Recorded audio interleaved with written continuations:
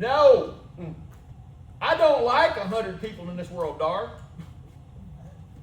This is about the limit of people in my world that I like. The rest of y'all are just visitors. So, I'm sitting there, and then I hear this word when I say, God, I don't know. You got to direct me somewhere because I don't want Monty to speak today. I want you to speak today. And he says, do you not know that I must be about my Father's business? And so I'm like, uh-oh. So I go back, and here's the lesson. I'm like, okay, because I know instantly what this says. First thing is that all these people are all traveling in a caravan. They got a bunch of, it looks like a wagon train going out there to cross the desert. And so, Dory, they're all traveling together. In a day down the road, they left Jerusalem. Now, the thing is that we're sitting at the house last night, and Amber looks up there, and I see Amy, she runs over by me, and then all of a sudden, is your nose bleeding? Or no, you got scared, I'm sorry. I thought it's already hit you in the nose, made your nose bleed. But the thing is that Amy comes over there, and she says, well, looky there. I'm looking down at Amy, and Zane, the ninja, done snuck in. And she says, what are you doing over here? I'm proud that my grandson is learning to sneak up on me because I'm always sneaking up on him. I'm happy with him. And a woman, she instantly goes, does anybody know where you're at? 9:30, dark. Zane sneaks over and comes in the dog door at our house. And there he is. My wife, like I said, I'm proud that he's a sneaky son of a gun. My wife, she says, does anybody know? And it dawns on me. They don't know. Because he's somewhere in between David's and his mama's. That's where he stays. Somewhere in between there. In modern society, a woman goes, oh, heck no, because because I'm always here. Anybody seen Blade? Anybody seen Zane? And I always listen. Because I'm usually good for about 3 yells. And after 3 yells, I know we're in trouble. Because some kids done snuck off. Blade snuck off one time and scared the crap out of everybody. And so that's the paranoia of grandparents and parents of losing a kid. That's scary. Y'all know this. Jesus, his parents, they are a day outside of Jerusalem. And they get looking around. And they're like, when y'all seen Jesus? Now you got to understand something. How old was he? He was Axton's age. Axton, how old are you? 13. Who? You're 12, right? Jesus was your age. He was 12 years old. Now, if you really want to blow your skirts up, you need to find out why Jesus was 12. We're going to briefly touch on that just a second, but there's more to it than going on than that. Here's that number 12 popping up. He was 12 years old. Do you know how long it took them to find out where Jesus was? This is going to blow your mind again. Here's these numbers. 3 days of looking for Jesus. Now, they're in the desert. Jesus ain't nowhere to be found. Now, you kind of go, where would you find Jesus? Well, was he at the pool hall? So, we got to track down where was the last place you seen him? See, I've got this curse. And this curse is, I have got this sense of humor. And every time I hear something, I always hear something else. I hear somebody say something, I think about lyrics to a song, Billy. But the number one thing that I have, if you ever see me, if you say this and I'm looking at you and I'm like, understand something, I'm holding something back. And this is what I'm holding back. Every time I hear it, I cannot help it. Well, I lost my husband today. Do you know what Monty says? Where'd you have him that last? Every time I hear that somebody's lost somebody, I ask, where'd you have him at last? Where was the last place you seen him? So I can see this conversation going, well, where'd you have him at last? Well, I don't know, where'd you see him at last? So 3 days they're out wandering around looking for Jesus. They just happened to walk into the temple. Would you think that if they had a big church going on and Axton disappears, that you're going to find Axton in the church? But not only was in the church, but I learned a new word today. He was talking to the word that they used at the time, doctors. In other words, he was talking to the teachers of the church. And it said that he was asking them questions and he was listening. And it says, the mom and daddy, they kind of stood there and they're like, what the? And they're hearing this voice that's coming out of their child and going, and it says that they were astonished at his understanding and how the answers that he was giving these people. And I'm like, wait a second. So, let's break this down. Jesus looked at me and said, why'd you do this? Look what you did to your mama. You drove your mama nuts. Boy, we've been looking for you for 3 days. Can you imagine looking for this one for 3 days and come to find out he's at Billy Graham's church and he's teaching Billy Graham? But the thing is, you don't think about, oh man, that's my boy. Heck yeah, I'm glad I found him here. No. You're going to smack him around a couple times and you're going to come and find out and go, wait a second, he's not my boy no more. Because there's something happens at the age of 12 and 13. A girl at the age of 13, a girl at the age of 12 has basically reached that point that divides her between being a woman. A boy is at 13. That's when his bar mitzvah comes out. Something happens when you are 13 years old, and I didn't know it till this morning. When a boy reaches 13 years old, he is now at the age of a spiritual accountability where he casts off his earthly father's teachings and he becomes his own man. He starts searching out his own spiritual path. Jesus was 1 year ahead of the plan. He broke tradition. They're saying, you're not at that age yet. And Jesus' response, they're like, we're 1 year away. Jesus knew that he didn't have time to mess around. He knew that he only had, at that point, how many years? A little bit over 20. Think about that. He knew that he wasn't going to be mortal, but for only a limited time. He had only so much to do. And what did he say? Did you not know that I must be about my Father's business? Now ask yourself, if that is the case, that he must be about the Father's business, ask yourself, where did you find Jesus? Where?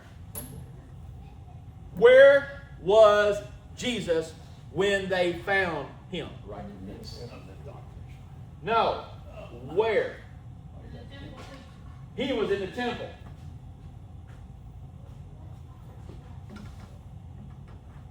What precedence does that set of importance in life? Temple's important, isn't it? So much so that when they found Jesus, where was Jesus at? In the temple. Who he was talking to tells you got to understand something. Jesus' family was on a path back to home, right? problem is, Jesus was on another path, but to what? Their home, in his home, two different places. That tells you that you're going to be around people, and you're going to have to decide, your path is not leading me home. That's the danger of you not being found in the temple, because if Jesus would have been found the first time you found Jesus, and Jesus was found at a bar, Dory, what does that say? That's where we need to be found at, right? Matter of fact, some of us would love to be found at a more convenient place. Jesus had to be in the temple. He had to be on his path. Jesus was found on his path. How do you know this? Who killed Jesus? The leaders. He revealed himself to leaders. They used the word doctors.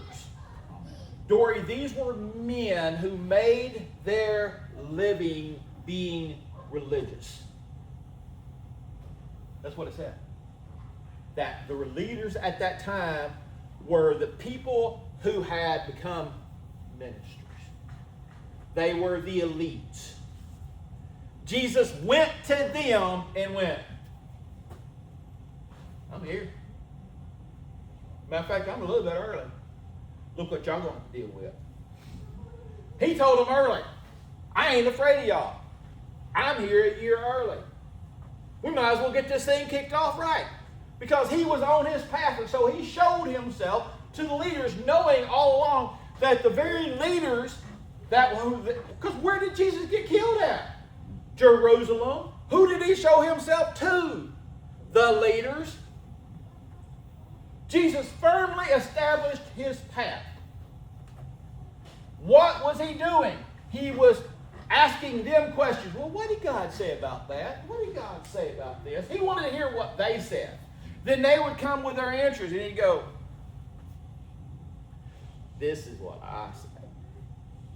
And it's like, so he took their answers, Dar, to the world's problems and how they interpreted God, and he rearranged it and says, this is my Father's words. This is how. He showed them that he was getting ready to disrupt everything about it. Because they had what they thought was the works and the plans of the fathers. And he says, I must be about. The original word was different because Father's business was not. He says, I must be involved in the affairs of my Father. He came in and speaking something different. When? Again, he was 12 years old. He was early, Dory. He says, I'm going to get here and I'm going to show you my intent. If you were going to hire somebody, like we've already talked about, if somebody shows up early for work, I was watching this video the other day, and he says, when you're working, he says, you're one of two people. You're either early or you're late. You're not on time. On time is not an employee. You're either early or you're late. If you're early, what does it say? That it matters. If you're late, what are you saying, Dar? It don't matter. Why was he there? Because it was the affairs of his Father. What are the affairs of the Father? The works of salvation.